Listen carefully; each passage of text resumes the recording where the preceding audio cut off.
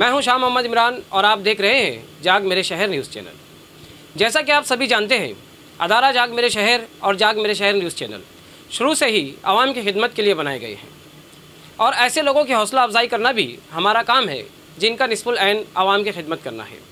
ऐसे ही आज हमारी न्यूज़ टीम ऐसे सेंटर पर पहुंची जो कोरोना महामारी की वजह से जिनकी अमवात हुई और उनकी बेवाओं के लिए सरकार ने संजय गांधी निराधार अनुदान योजना स्कीम जारी की है। उसकी मुकम्मल गाइडलाइन दी जाती है और उसके काम फ्री में किया जाता है। आवाम और जनता का दर्द रखने वाले ऐसे कौम के खिदमतगार की हौसला अफजाई होना चाहिए। इसलिए हमारी न्यूज़ टीम उस सेंटर पर पहुंची और हुसैन अंसारी, जो कि हुसैनिया मस्जिद नया इस्लामपुरा में वाक़ है, उनका इंटरव्यू लिया। इस इंटरव्यू को कवर किया है हमारे न्यूज़ रिपोर्टर इकबाल शाह ने। इस इंटरव्यू को पूरा देखें और ज़रूरतमंद तक ये मालूमात पहुँचाएँ ताकि हमारी ज़रूरतमंद माँ बहनों तक सही मालूमात पहुँचे और उनका पैसा और वक्त ज़ाय होने से बच जाए। आइए देखते हैं हुसैन अंसारी का इंटरव्यू। जाग मेरे शहर में फिर से आपका एक बार स्वागत करते हैं। मैं हूँ इकबाल शाह। हम आए हुए यहाँ इस्लामपुरा हुसैनिया मस्जिद के पास एक सोशल वर्कर है, उनसे मुलाकात करते हैं और उनके सेंटर से हम बात करते हैं जो उन बेवाओं के लिए, उन आवाम के फ़ायदे के लिए, जनता और आवाम के फ़ायदे के लिए हम कोई भी काम में बढ़ चढ़ कर हिस्सा लेते हैं। और ऐसे ही लोगों को हम, जो भी लोग हैं यहाँ पर, ऐसे लोग मालेगांव में जो है, जो आवाम और जनता का फ़ायदा करना चाहते हैं, हम उनको हमारे कॉन्टेक्ट नंबर देना चाहते हैं। ऐसे वो फ़ायदा करें तो हमसे मुलाकात करें, हमसे मिलिए, हम बरोबर उनका हौसला अफजाई करेंगे, हम उनके काम को आगे बढ़ाएंगे। ये आपने जो सेंटर जो कायम किया, ये सेंटर किस लिए काम किया? गुलिस्ता दिनों मेरा तहसील ऑफिस जाना हुआ, जूना तहसीलदार ऑफिस, जहाँ से संजय गांधी योजना का सारा काम होता है। अच्छा। तो मैं वहाँ देखा कि हमारी माँ बहनें बहुत परेशान थी पेपर वर्क के लिए, और कुछ लोगों से मैंने मुलाकात की और पूछा कि भाई क्यों इतनी गर्दी है, क्या बात है। तो उन्होंने बताया कि हम बेवा फंड के लिए यहाँ पर आए हुए हैं और उनको इस तरह के बता के लिया गया था कि उनको पूरी मालूमात नहीं थी कि किस तरह का डॉक्यूमेंट दाखिल होगी। और देवी का मल्ला है, डीपू है, एक टाइम में जब वो लोग आते जाते हैं तो 100 रुपया खर्च होता है और एजेंट लोगों ने उनसे पैसे ले करके एक जैसा उनकी परेशानी देख करके फिर मैंने हमारे आमदार साहब मुफ्ती इस्माइल कासमी साहब से मुलाकात की और मैंने उनको बताया कि ऐसी सारी प्रॉब्लमें हैं। तो उन्होंने कहा कि तुम्हारे सेंटर से चालू करो, इसके अंदर जो भी प्रॉब्लम और आती है उसके लिए हम लोग कोशिश करेंगे। तो फिर मैंने गुलिस्ता दिनों पेपर में एक न्यूज़ दी कि भाई मेरे सेंटर से, मेरे घर के पास से हम लोग ये काम करेंगे। बेवा फंड का है, 65 साल वालों का है और उसके अंदर अपंग लोग के जो वजीफे है गवर्नमेंट की तरफ से। तो आपका मेन मुद्दा ये है कि जो कोरोना वायरस के अंदर जो हमारे माँ बहनों के जो सरों पे तो उनके शोहरों का साया उठ गया है, तो उनके लिए ज़्यादा एक्टिव है। तुम क्या और कुछ काम किया? नहीं, अल्हम्दुलिल्लाह, बस इसके लिए होता क्या है ना कि हमारी माँ बहनों को मालूम नहीं रहता है कि इसका पेपर वर्क किस तरह के किया जाए। हमारे यहाँ जो एजेंट होते हैं 1500 और 2000 के नाम पर इनसे कोई भी डॉक्यूमेंट ले लेते हैं। मैं पूरे शहर की, अपने शहर के लोगों से ये कहना चाहता हूँ कि सबसे पहले हमारे गली मोहल्ला हो या रिश्तेदार हो, उनको अपनों को बताना चाहिए कि इसके लिए डॉक्यूमेंट क्या लगने वाले हैं। सबसे पहले इसके अंदर बीपीएल यादी में उनका नाम होना चाहिए। अगर बीपीएल यादी में, जिसको कहते हैं गरीबी सतह की यादी, अगर उसमें उनका नाम नहीं रहा तो उनका वहीं पे रिजेक्ट हो जाता है पूरा पेपर, इनको पता नहीं होता। और दूसरी बात ये कि जो हमारी बहनें बेवा हुई है तो 1 साल से पहले उनको दाखिल करना पड़ता है पेपर, यानी उनके शौहर के इंतकाल को अगर 1 साल से ज़ायद हो गया है तो वो पेपर रिजेक्ट हो जाता है। उसको गवर्नमेंट की जो भी सब्सिडी मिलने वाली है हमारी बहनों को, वो नहीं मिल पाती है। तो सबसे पहले तो इंतकाल हुआ तो वही 2-4 महीने या 11 महीने के अंदर पेपर दाखिल करना चाहिए। सब अभी तक लोग आपसे टच में आ रहे, लोग आपसे मुलाकात कर रहे इसी सिलसिले में?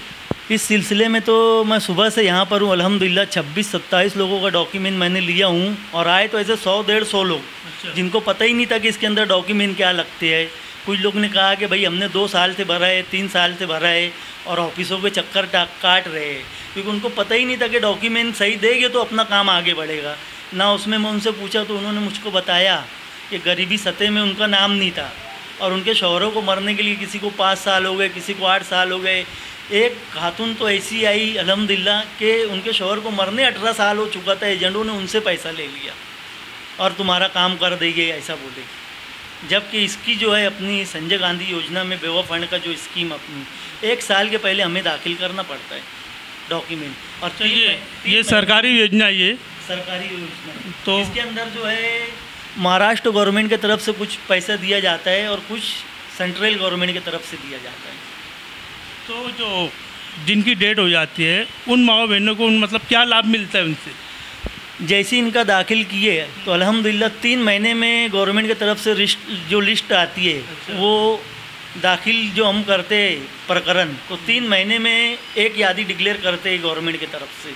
अगर उसके अंदर उनका नाम आ गया तो सबसे पहले 20,000 रुपया उनको दिया जाता है और फिर हर महीना 1,000 रुपया वजीफ़ा उनको शुरू हो जाता है। तो 20,000 रुपये जो केस में दिया जाता है, चेक के जरिए दिया? चेक में दिया जाता है, वो चेक देते हैं वो। गुज़िश्ता दिनों लॉकडाउन लगने से पहले हमारे आमदार मुफ्ती इस्माइल कासमी साहब और मैं खुद वहाँ पर 25-30 लोगों को ऐसा चेक हमने दिया है तहसील ऑफिस में। तो अभी तक के तुमने कितने लोगों के प्रकरण दाखिल कर चुके अभी तक? अभी तो मेरा पहला दिन था तो मैंने जो डॉक्यूमेंट जमा किया 25-26 लोग का हुआ है। लेकिन सबसे ज़्यादा जो मैं आपको बताया हूँ कि हमारे लोगों को मालूम नहीं रहता कि इसमें डॉक्यूमेंट क्या लगने वाले हैं। लोग समझते हैं कि आधार कार्ड है, शनाख्ती कार्ड है, ये सब तो लगने वाला है।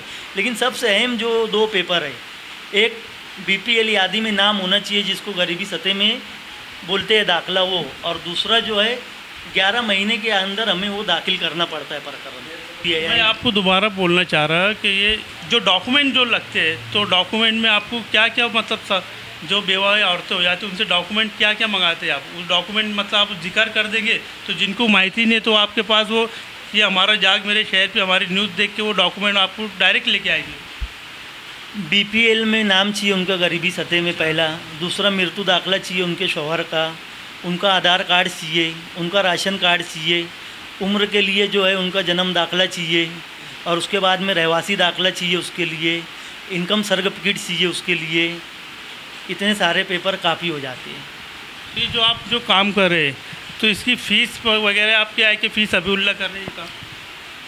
आपने फ़ीस कोई तय की है इसकी? जी नहीं, किस्मत खल्क की नीयत से है। और पीछे जब से हमारे हिंदुस्तान में ये चला NRC को लेकर के 26 जनवरी से मैंने मेरी ऑफिस का इत्तेदा किया था अल्हम्दुलिल्लाह। मैं सारे काम यहाँ आधे रेट में करता हूँ। जो पूरे शहर भर में पैन कार्ड के लिए 200 रुपये लिया जाता है, मैं 120 रुपया लेता हूँ। नहीं, आप तो काम करते हैं, लेकिन ये जो बेवाओं का आपने जो एक मुहिम छेड़ी है तो बेवाओं के लिए आप क्या करते हैं? मतलब उनसे फ़ीस लेंगे, आधी फ़ीस लेंगे या फ्री करेंगे? फ़ीस अभी कुछ नहीं, फ़ीस अभी उल्ला करेगी बेवाओं का जो काम है।